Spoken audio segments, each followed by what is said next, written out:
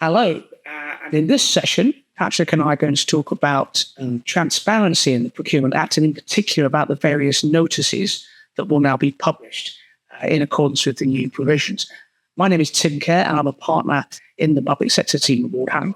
I'm Patrick Saunders, and I'm an associate in the public sector team at Ward Hanway. Right. So Patrick, we're going to talk basically about notices, are we? Yeah, that's correct. So it's going to be a bit of a whistle-stop tour because there are quite a lot of them to cover the various notices which contracting authorities are going to have to publish at the various stages or after certain triggers throughout the procurement process. As I say, there's a lot of them, so we're gonna split them up. Some will feel fairly familiar, some will feel quite new, but they're very important to the transparency agenda which the Procurement Act aims to deliver. So, sorry, you say you're going to split them up, so we're going to look at them in kind of sections, are we? Yeah, I think so. So first, we'll address the pipeline notice because that doesn't really fit comfortably into either of the sections. And then after that, we'll split them into above threshold and below threshold notices. Just as an FYI, I'm not going to list every single piece of information that's required in every single notice because firstly, there's a lot of it. Secondly, it's quite repetitive. So I'm going to touch on the things that are absolutely key to each notice, but you can take it as read that they're all going to need the unique identifier. They're all going to need, the title of the procurement, things like that. The other thing I'm going to mention is unless I state that it has to be published in a specific location, they're all going on the central digital platform. There's a couple of notices, or one really in particular, that needs to be somewhere else, but the rest just go on the central digital platform. Right. Understood. Okay, so you said we're going to start off with the pipeline notice. Indeed we are, yeah. So the pipeline notice is a new notice. It needs to be published by any contracting authority with an annual spend of over £100 million. That's not just above threshold spend, that's any spend, across council or council authority, whichever one it is. Yeah. It needs to be published within 56 days, the 1st of April in each year. And it has to include details of all planned procurements, which are going to take place within 18 months and with a value of over £2 million. It also has to include other information that's included by Regulation 18, if you're really interested in looking. For example, that's your estimated date of publication of the tender notice or the transparency notice and the subject of the procurement. As you can see, this notice is going to be very useful for suppliers because it's going to give them a roadmap of the large procurements that are going to take place by a contracting authority in the upcoming 18 months. Right. I just see that's very useful because that'll be the first time that there'll be anything official published about a particular procurement. Absolutely right. Okay, I get that. So it'd be really good for suppliers, if you're planning and looking at big procurements that they want to bid on. Yeah. Okay. Right. So, and you said pipeline notices didn't really fit in the other two sections. So I think you're going to look at above threshold next. Yes, absolutely. So first one we'll discuss in relation to above threshold notices is the planned procurement notice. This is effectively the replacement for the prior information notice, or PIN, and it's going to be used to signal the contracting authority's intention to publish a tender notice in the future. Much like the PIN, it's completely optional. And it's used where, a planned procurement is likely to be complex, for example, or high value, or if the authority wants to attract a very good level of competition to achieve the best outcome for them. Examples of information required in this notice are the estimated date for publication of the tender notice, scope and nature, estimated value, that sort of thing. Another thing to note on a PPN is if it is published between 12 months and 40 days before the publication of a tender notice, it becomes a qualifying notice. And what this has is it has the effect of reducing the minimum permitted time to 10 days for your tender. That's not set in stone. You can decide to have a longer tendering period, but it brings it down to a minimum of 10 days. Yeah, that's a useful point to remember because when you're setting the time periods, you actually got to be proportionate. When you're fixing your procurement procedure, you have to be proportionate. So obviously, if it's complex, you're not going to go in 10 days. It would be a brave authority that did. Yeah, I would have thought so. Okay, so so that was the PPN Yeah. instead of the PIN. What's next? So next is your preliminary market engagement notice. Oddly enough, this is a notice that must be published by an authority where it either intends to conduct or has already conducted preliminary market engagement. The notice needs to include details as to, again, either when the authority intends to finish its preliminary market engagement or the date it finished, and also the location, date, time of the events, and any periods for submission of expressions of interest and information by suppliers. So effectively, it's when the engagement happens or has happened, and what it was. If an authority does not publish this notice, it needs to include reasons as to why it didn't within its tender notice. But there's a very sort of strong encouragement that this should be published. Like the pipeline notice and the PPN, the preliminary market engagement notice, I can stop saying that soon, can be very useful for suppliers because it lets them become engaged in the early stages of procurement. That brings us on to the tender notice. Right, which sounds pretty self-explanatory. Yeah, and it's very similar to the current contract notice in that it's a mandatory notice for above threshold competitive tendering procedures. So that's your open and your competitive flexible. It's effectively the advert that kicks off the formal procurement process. For the open procedure, this notice needs to include all the usual details like subject and scope. It also needs to include details as to how the tenders are going to be assessed, the conditions of participation if they've been set, timescales and delivery requirements as well. It's also include reasons as to why the preliminary market engagement notice, I had to say it again, wasn't published if it wasn't published. So for the competitive flexible procedure, the notice needs to include a statement that this is the process that's going to be followed.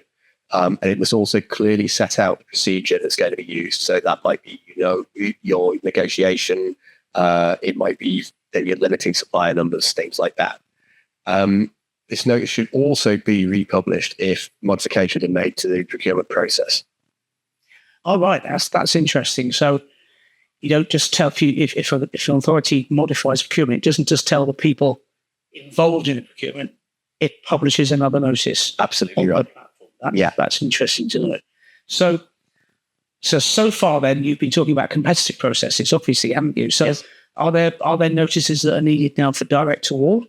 Yes, there are. So you might recall that previously there was a voluntary transparency notice. Even more previously, the voluntary ex ante notice, or VET, which could be published when you're entering into an above threshold direct award. Well, that's now been made mandatory in the form of a transparency notice. This notice has to be published by authorities before they enter into a direct award, whether by choice or as a result of no suitable bids being received as part of a tender process. And I'm sure, as you'd expect, there's a long list of information requirements contained within Regulation 26. But in general, it's what you'd expect. Details of the contract, estimated date the contract would be entered into, et cetera, that sort of thing. Fine. So I'm just thinking back to COVID days when lots and lots of direct awards were made. If that happened now, there'd have to be a lot more transparency, a lot more notices for everyone to see. If that's an interesting development, obviously. So we've now talked about the competitive processes. We talked about direct award. How about dynamic markets? Is there anything there? Yeah, there's a notice for that. Of course there is, yeah. Where an authority wants to establish the dynamic market, it needs to first publish a dynamic market notice. And this needs to set out, amongst all of the usual information, the conditions for participation, the dates from which the dynamic market is going to operate, and information as to how to apply for admission onto the dynamic market. So a relatively simple but important notice. The next notice we'll discuss is the procurement termination notice. This, as I'm guessing you're going to expect, is published where an authority decides not to award a public contract following publication of a tender notice or a transparency notice. It's a very simple document, and aside from all the basic information, it needs to include a statement that the authority is not proceeding and the date on which they decided not to award the contract. Right.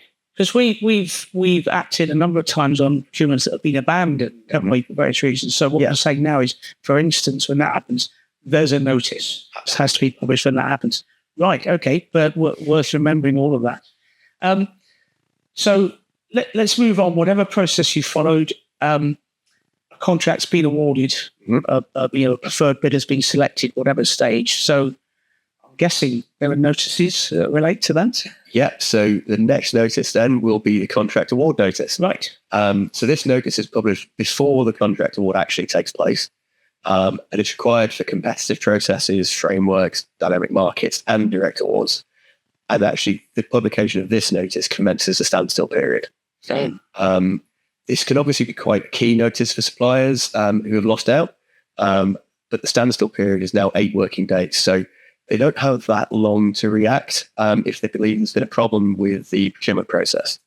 This notice needs to include details of the tenders received, the details of successful suppliers, and for contracts worth over £5 million, actually the details of the unsuccessful suppliers as well. After that contract award notice has been published, the authority has 30 days, or actually 120 days in the case of a light touch contract, to publish a contract details notice, the next notice. So this one, perhaps unsurprisingly, deals with the details of the contract. So this is a notice within which if the contract's over £5 million, for example, you have to publish your KPIs and the way in which they're going to be assessed. There's also another associated not a notice that goes with the contract details notice, which is that for contracts over £5 million, a copy of the contract itself actually has to be published. Oh, right. So for all but light touch contracts, this copy needs to be published within 90 days of the commencement of the contract.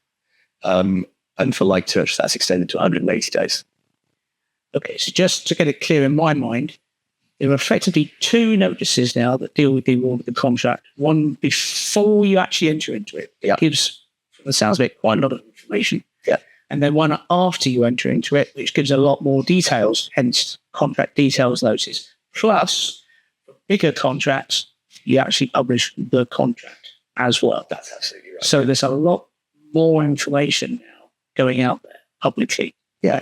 And that's all part of the transparency agenda, isn't it? So, yeah, a lot more information out there. That's okay. This is all very interesting. So I guess I now know where you're going. You're going but chronologically through the process. So you've now awarded the contract.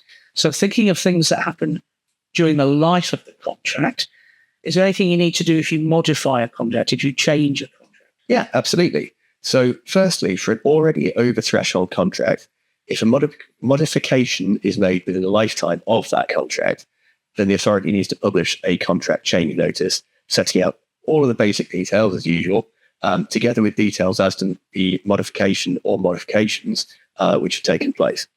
The authority will also have to publish a contract change notice in circumstances where a previously below threshold has been modified to such an extent that it now becomes an over threshold contract, also known as convertible contract.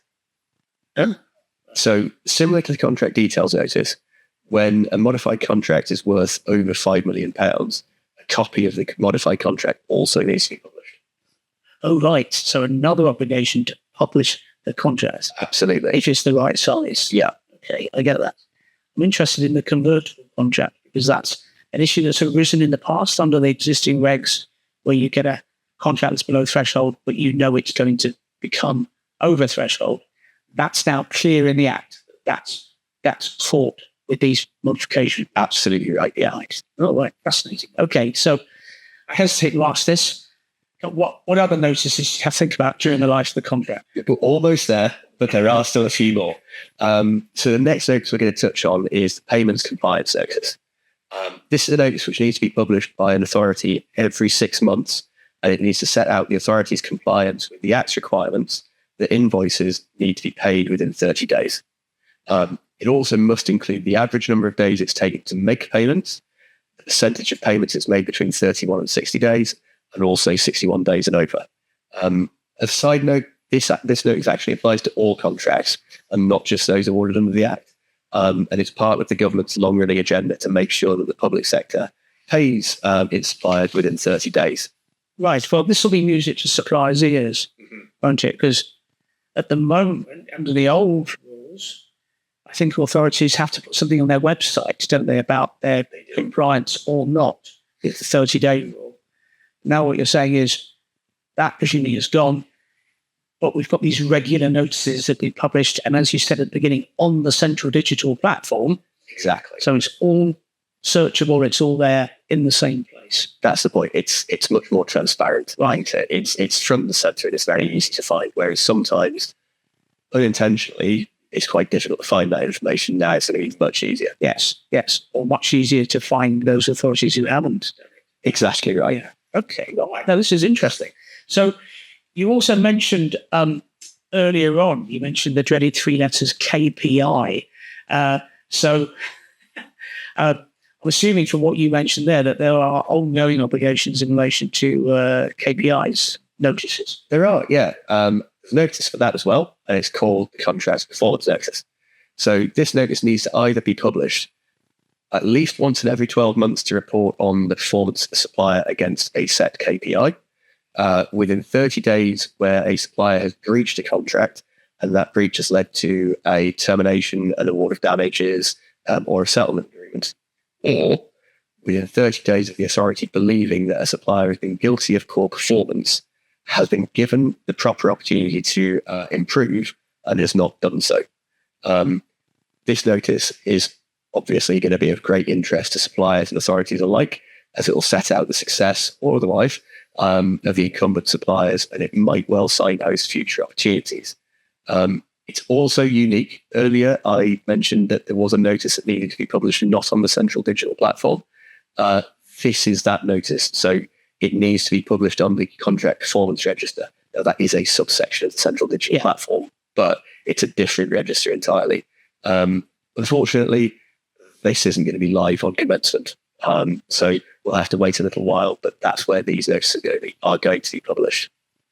Again, I can understand this is causing some concern among suppliers who worry that they might be on the wrong end of performance notices where they don't agree that their performance has been that bad. We're thoroughly of the view that it's only going to work if contracts are clearly drafted, together with those performance regimes, KPIs, and measurement processes, so that standard of performance is objectively determined. It's not down to some subjective officer or member of a contracting authority. I can see how it'd be easier to manage and perhaps even easier for suppliers to live with it if there's an objective process in the contract. Yeah, absolutely. So am I right in thinking that this all ties in with those expanded grounds for exclusion? Yeah, absolutely. And that's the main reason, I think, why suppliers are anxiously waiting to see how this is going to work in practice. Because, as you mentioned, those grounds are potentially severe consequences of poor performance. Yeah. Okay. So the last above threshold tender notice is the contract termination notice.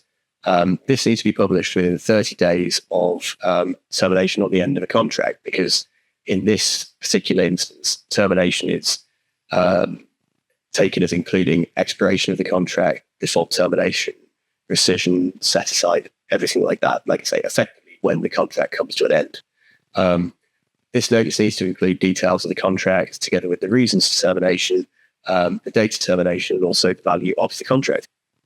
Right. So just taking a pause there, what you discussed there, what you described, is a series of notices that could start 18 months before procurement even commences with the pipeline notice, and goes all the way through the life cycle of the procurement and the contract, and ends with a notice at expiry of the contract. Yeah. So that could be many, many years, but there's an ongoing obligation to publish notices throughout that. So that's a really good a way of thinking about the transparency requirements and the transparency agenda. Yeah, that's really interesting. Absolutely. So, with the termination notice, you've come to the end of talking about above thresholds. Yeah, but I think you were going to come back to below thresholds, weren't you? Absolutely. So, the first thing on below threshold notices is that they only apply to notifiable, regulated below threshold contracts. So, they're contracts for central government departments, which are worth over £12,000, and for local authority other authorities worth over £30,000, and all the way up to the relevant procurement threshold. So the first notice is the below threshold tender notice. So this is an optional notice which will be used by an authority in circumstances where it wants to advertise the fact that it's about to commence a below threshold tender exercise. It doesn't have to be published if tenders are only going to be invited from pre-selected suppliers. It's only in circumstances where they want to advertise the opportunity that it needs to be published. It requires the same details as the normal tender notice. And another thing to note is there's no mandatory standstill period required under the Act for below threshold procedures. Right. So the second and only other below threshold notice is the below threshold contract details notice. So like the below threshold tender notice, this has a bigger sibling, as we've discussed earlier, and it requires very similar details to those of its above threshold sibling. The primary difference between the two is that the below threshold version is required to be published as soon as reasonably practicable, rather than within a set timescale. Oh, right. Okay. So I think, and this sounds like it's similar to practice under the old regulations, I think that some authorities save up a bundle of them Absolutely. and publish them all at the same time. Yeah. Yes, that understood.